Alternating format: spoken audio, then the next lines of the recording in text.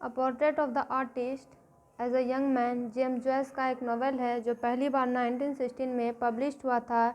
यह एक अर्ध आत्मकथात्मक कृति है जो नायक स्टीफन डेडलस के बचपन से लेकर वयस्कता तक के बौद्धिक और दार्शनिक विकास का पता लगाती है। उपन्यास अपनी अभिनव शैली और समाज में कलाकार की भूमिका के खोज के लिए प्रसिद्ध है।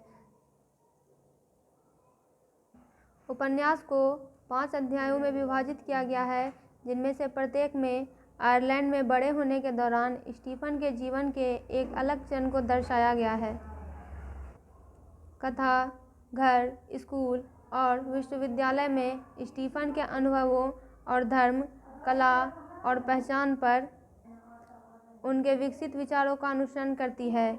इसके की पॉइंट्स पे आते हैं। पहला है बचपन। उपन्यास स्टीफन के शुरुआती बचपन से शुरू होता है, जिसमें क्लोंगोस वुड कॉलेज में उनके अनुभव और उनके परिवार के वित्तीय संघर्ष शामिल हैं। वह एक संवेदनशील और कल्पनाशील लड़का है जो अपने परिवेश से बहुत प्रभावित होता है। दूसरा है किशोरावस्था। जैसे जैसे स्टीफन बड़ा होता है वह वेलवेडियर कॉलेज में जाता है, जहां वह अकादमिक रूप से उत्कृष्ट प्रदर्शन करता है, लेकिन साथ ही वह उन धार्मिक और नैतिक शिक्षाओं पर सवाल उठाने लगता है जिनके साथ वह बड़ा हुआ है। तीसरा है धार्मिक संकट। स्टीफन धार्मिक भक्ति के एक दौर से गुजरता है, उसके बाद आस्था का संकट आता है जो उसे कैथोलिक चर्च और उसकी बाधाओं को अस्वीकार करने के लिए प्रेरित करता है।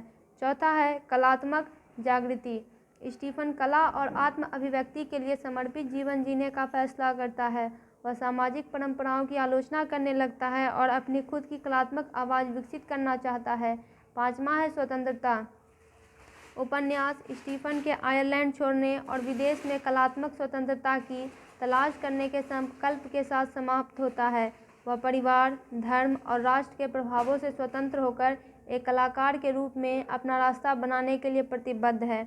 अगर इसके विषय की बात करें तो व्यक्तित्व और पहचान। उपन्यास स्टीफन के अपनी पहचान को परिभाषित करने और अपनी स्वतंत्रता का दावा करने के संघर्ष की पड़ताल करता है।